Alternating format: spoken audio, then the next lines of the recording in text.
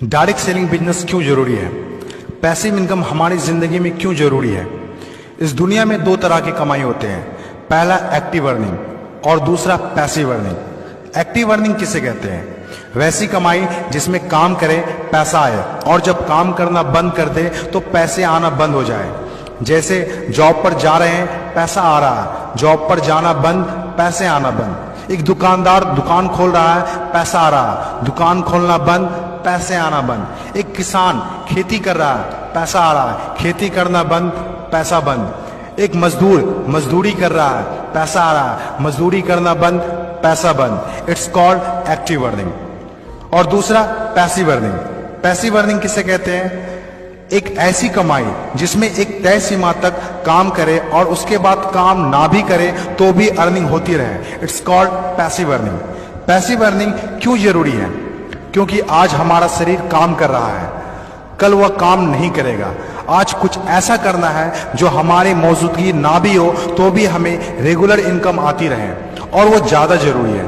Passive earning जिससे एक middle class और पुअर फैमिली भी आसानी से अपनी अर्निंग बढ़ाकर एक अच्छी जिंदगी जी सकता है। आज पैसिव अर्निंग के तरीके का इस्तेमाल वर्ल्ड के सभी अमीर लोग, बिजनेसमैन, पॉलिटिशियन और एक्टर सभी अपने लाइफ में पैसे कमाने में करते हैं। पैसिव अर्निंग का मतलब ऐसा काम जिसमें किसी काम का रेगुलर इनकम आता रहे, जैसे रेंटेड प्रॉपर्टी, कोई मकान, बंगला या रूम को रेंट पर देने से जो पैसा आए। और भी है जैसे fix deposit, real estate, business, YouTube earning, ये सभी पैसिव अर्निंग में आते हैं। आज आपके पास कोई एक ही इनकम ऑफ सोर्स है, चाहे वो जॉब हो या बिजनेस हो या शॉप हो या फिर एग्रीकल्चर, कुछ भी हो, आप उससे अपनी लाइफ की जरूरतों को पूरा नहीं कर सकते हैं। अगर आपको एक बेहतर जिंदगी चाहिए तो आप सिर्फ एक ही इनकम ऑफ सोर्स पर डिपेंड नहीं रह सकते।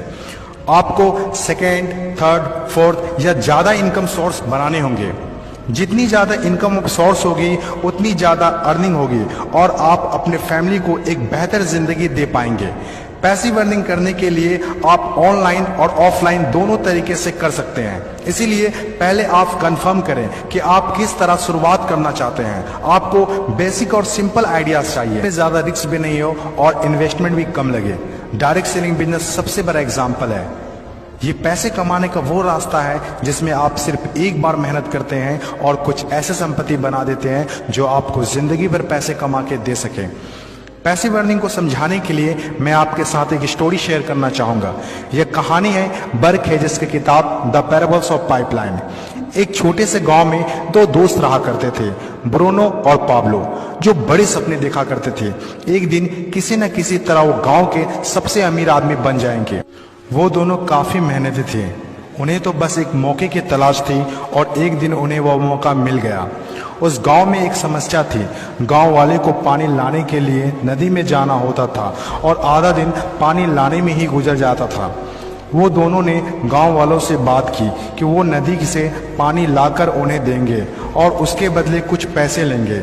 गांव वालों को ये बात अच्छी लगी।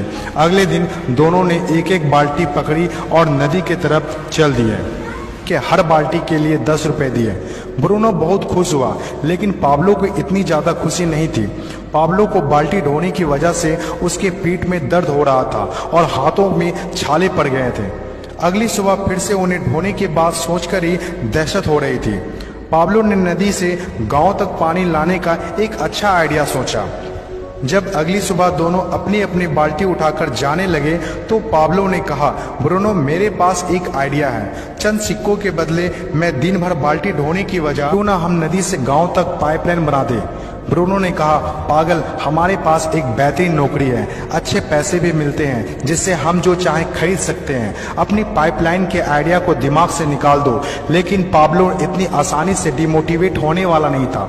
उसने अपने दोस्त को पाइपलाइन बनाने का आइडिया अच्छे से समझाया। हम लोग दिन के आधे समय बाल्टी ढोने का काम करेंगे और आधे समय और छुट्टियों के दिनों में पाइपलाइन का काम करेंगे। ब्रूनो ने पाब्लो की बात नहीं मानी। पाब्लो जानता था कि पथरीली जमीनों में पाइपलाइन बनाना आसान नहीं होगा, लेकिन पाइपलाइन बनने के बाद जो मिलेगा उससे वह इंस्पायर होकर काम करता रहा। जब पाब्लो अपना पाइपलाइन बनाता था तो गांव वाले उसकी मजाक उड़ाया करते थे। ये देखो Pablo the pipeline. Bruno Pablo से 2 गुना काम कर रहा था, इसीलिए वह 2 गुना पैसा भी बना रहा था।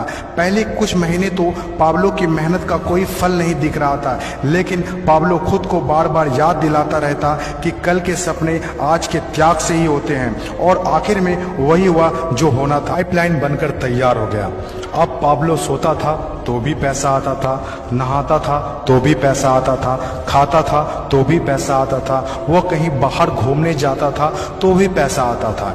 जितना ब्रूनो ने 3 साल में कमाया था उतना पाब्लो ने 3 महीने में कमा लिया। गांव में जितना पानी बहकर जाता था, पाब्लो के जेब में उतना ही पैसा बहकर आता था। और मेरे हिसाब से direct selling business is the best opportunity. इस कहानी से हम 5 बातें सीखते हैं। पहला, विजन का होना।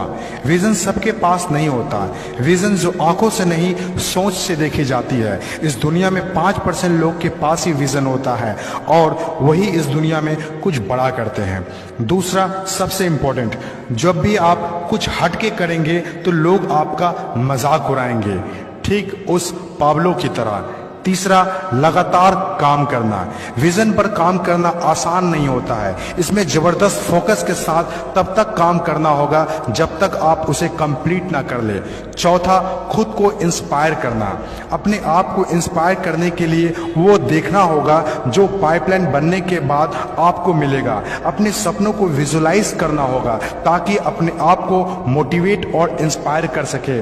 पांचवा और सबसे इंपॉर्टेंट बात, प्रॉब्लम सॉल्विंग वर्क। जिस तरह पाब्लो ने गांव की पानी की समस्या को सॉल्व किया, आज हर वो इंसान सक्सेसफुल है जिन्होंने लोगों के प्रॉब्लम को सॉल्व किया है। चाहे वो डॉक्टर हो या इंजीनियर, चाहे वो साइंटिस्ट हो या कोई मोटिवेशनल स्पीकर, आज हर वो इंसान कामयाब हुआ है जिसने भी किसी भी फील्ड में लोगों के प्रॉब्लम को सॉल्व किया है। और डायरेक्ट सेलिंग बिजनेस भी ऐसा ही है।